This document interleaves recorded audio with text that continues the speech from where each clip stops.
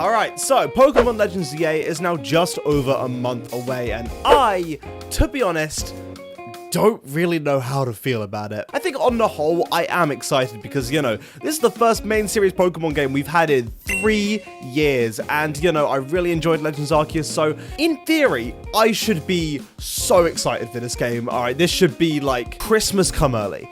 But the more that I hear about the game, and the more that I look into it, the more I just kind of think, oh god. Oh no. And as a result, I feel pretty conflicted about these games. So I thought today I would go through my reasons for being excited and also being very concerned, just to work out how I really feel about this game, you know. And also, if you're new around here, be sure to hit subscribe for more Pokemon content. Thank you very much. So, positive number 1. It's a Legends game. Legends Arceus is, aside from the Unova games, my favorite Pokemon game of all time. It is incredible. Yes, the graphics are, passable at the best of times, but I absolutely loved it for how it innovated the classic Pokemon experience, you know, adding new things such as the dynamic battle system, actually catching Pokemon in the wild. It was such a bummer to immediately revert back to the monotonous mashing the A button catching style in Scarlet and Violet the same year. That was a real shame, man. I'm so happy we're back to that in Legends EA, and it was such a great opportunity to expand on the lore of such a great region, being Sinnoh, you know, going back in time and seeing how everything really unfolded at Spear Pillar and learning about the ancestors of certain characters. It was such an interesting experience and a real first for Pokemon. I was absolutely over the moon with this game. However, this is also kind of my first negative point because, this game doesn't really seem to be like Legends Arceus. Like, at all. As I said, yes, it does have its similarities. You, of course, have the catching system. Maybe that's it. And what's different? Well, Legends Arceus is essentially 5 open world maps of Sinnoh, and then Legends EA is just 1 city. I'm going to expand a bit more on that later on and why that's a bit more of an issue, but for now, that's pretty different. Secondly, it's not set in the past, it's set in present day, as the story follows your player aiding in an urban redevelopment plan of Lumio City, trying to make it a safe haven for people and Pokemon alike, which is fine. I like the concept, but I would have much rather gone to ancient Kalos and, like, I don't know, seen the aftermath of the Great War, and, like, that would have been so much cooler. The battle system is also different. There seem to be a few characters from the main Pokemon continuity, but not a whole lot. You got Emma from the X and Y post game, and you've got that one Team Flare admin that no one cares about, because who the fuck cares about any of the Team Flare admins? And it just seems like it's a bit too different from Legends Arceus to the point where just the fact that it's a Legends game doesn't do enough to get me excited. Okay, Legends Arceus was groundbreaking. This seems like it's sort of nitpicking things to take from Legends Arceus, but also playing it a bit safer, and I don't know how to feel about that. Anyway, now on to my second positive point. The new Megas are very fucking cool. Really cool. Let's start off with my least favorite of the ones revealed so far, Mega Dragonite. This one kind of stings because Dragonite is my 3rd favorite Pokemon of all time. And it's not bad, it's just like really kind of fine. Like taking the tail and the feathers from Dragonair is like an okay design choice, but also I would have rathered something like this. You know, Mega Victory Bell is hilarious. I love it. It's awesome. I love the way it like flops around and the fact that it ties its own like throat shut to stop the acid spilling out. That's kind of really messed up if you think about it, but also really cool. Mega Hawlucha is awesome. It's basically the perfect Mega Hawlucha, to be honest. It's like a kind of subtle change, but it really works. It's a logical Mega. And Mega Malamar is badass. I genuinely think it's like maybe my favorite Mega. Maybe, I don't know. I like a lot of them. And then obviously yesterday, we got not 1, not 2, or 3 or 4, but 5 new Mega Pokemon in the Direct. Mega Kalos starters and 2 Mega Raichus. So let's start off with the Kalos starters. I have always been a Chestnut hater. I think it's like an ugly-ass hunchback ogre. But Mega Chestnut looks badass, and the fact that it rips an axe out of its shoulder to fight with, hello, that's awesome. Mega Delphox is also an insane improvement upon regular Delphox. I love the fact that it's on a broom. That is one thing I will say. I wish that these new colors Megas had different typings, because I love Megas that change the type of the Pokemon, like Mega Gyarados and Mega Ampharos and Mega Sceptile. None of the new Megas have done that, and that's a little upsetting. Mega Greninja is fine. It's kind of just upside down. Greninja's my second favorite Pokemon of all time, so again, kind of hate that my 2 least favorite Megas so far are 2 of my top 3 favorite Pokemon, but it's fine.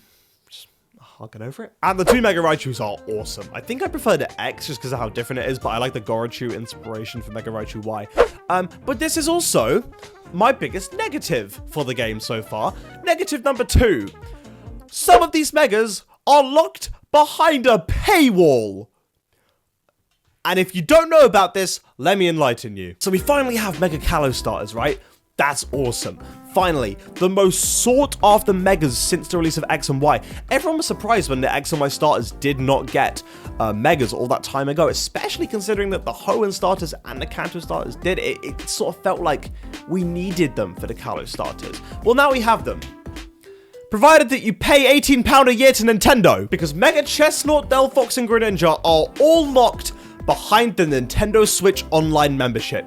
You can only get these 3 Mega Stones if you do the ZA Online battle shit and rank high enough to earn them as a reward. That is completely and utterly inexcusable in my opinion. To take what they know are the 3 most sought after Megas of all time and then make you pay for them is insane. If I'm paying 60 quid for the base game, I expect to have every Mega in the base game at my disposal.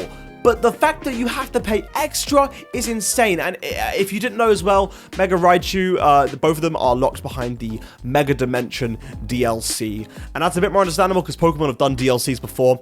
Never for a Legends game though. They didn't do that for Legends Arceus, and it sort of feels like I don't like how heavily Pokemon are leaning in to their DLCs. Because like I like Scarlet and Violet's DLC quite a bit, right? But it feels like here with this whole Hooper DLC thing, could have been post-game. You know the Delta episode in Omega Ruby and Alpha Sapphire? I feel like if those games were released now, the Delta episode would be paid DLC. And I'm just not comfortable with how greedy Pokemon are getting, because let's say you want these 5 Megas on top of the base game. So Legends ZA is about 60 quid. I'm going off British terms here, but 60 quid. A Switch Online membership per year is about 20 quid. I know that it's different for, you know, if you want to get like 1 month or 3 months, but it's 20 quid a year, right? Which you might need, by the way, considering that only Greninja's available at launch, Delphox and Chestnut are available later on. So you might have to pay for a year if you want all 3. And then if you want to get the Hooper hang on, how much is the Mega Dimension DLC? Oh, $30? What? For context, Sword and Shield's DLC and Scarlet and Violet's DLC were both $30, but they were 2 DLCs. Like 2 for the price of what? You're fucking joking. I thought it would be like 15. Right, so if you want these 5 Megas, that is an additional £50. You basically have to buy the game again. Oh my god. This is greedy, even for Nintendo, and I am actually a little bit kind of fucking fuming about this. Oh, but Sam, you're an adult, and there are, like, kids out there with real issues in life. You probably shouldn't be getting so mad about a Pokemon game.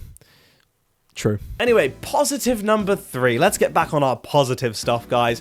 We finally get to learn more about Kalos. Kalos is a region that has severely needed more lore and a bigger deep dive for 12 years now. I went and played X and Y a few months ago in preparation for ZA End, and I had fun, but I also was kind of astounded at just how empty the base games felt. It felt like they were literally begging to have a 3rd version, or enhanced versions, or a DLC for that matter. But nope, we did not see Kalos until now, 2025. And as such, there is so much we don't know. We don't know much about the Great War, like, at all. We don't know much about the ultimate weapon that AZ built. And I'm so glad we're finally going back and getting it. And I feel like a Legends game is a really good way to do that, given how Legends Arceus has shown just how good they are at giving lore to these things in past games that we would have never even given a second thought to. However, negative number 3, it only takes place in 1 city. And that sucks, Because just like Legends Arceus, I would have loved to see more of Kalos. Kalos has some really cool locations, okay, like Anastar City, Shalor City, Silage City, Reflection Cave. I mean, there's so much untapped potential here, and I don't really know where the decision came from to only make it in one city. Also because I've been watching the demo footage, and the gameplay just looks really claustrophobic. Like, my favorite part about Legends Arceus, and Scarlet and Violet for that matter, was the open world aspect, being able to go anywhere and explore, but it doesn't look like that will be the case here. And I can't help but wonder if they did this so that they would have less work to do so that they can focus on Gen 10, which will inevitably be next year because it's Pokemon's 30th year anniversary. So part of me is like, oh, okay. That's why Legends ZA seems a little bit more half-assed, like map-wise, and also because the fact that it only takes place in one city, like, are we even going to get ride Pokemon? Probably not. We haven't seen any. Ride Pokemon were one of the best parts of Legends Arceus, and it just kind of circles back to my first point of, like, they seem to be really picking or choosing stuff to take from Legends Arceus and stuff not to, and I wish they'd gone a more direct route. But we'll see. I mean, time will only tell, and, you know, listen, despite all my nagging in this video and the fact that I'm genuinely fuming about the mega paywall situation, I am a little consumerist and I will buy the game and give in to my favorite billionaire corporation overlords because I love Pokemon. And I'm sure I will enjoy the games on the whole, but please do expect a review from me of this game when I'm done with it because, oh boy, I'm sure I'll have much to say. In the meantime, though, thank you so much for watching this video, guys. I really appreciate it. Again, lots of Pokemon content on the way, so be sure to subscribe if that's what you're into. Hope you enjoyed. See you later. Goodbye.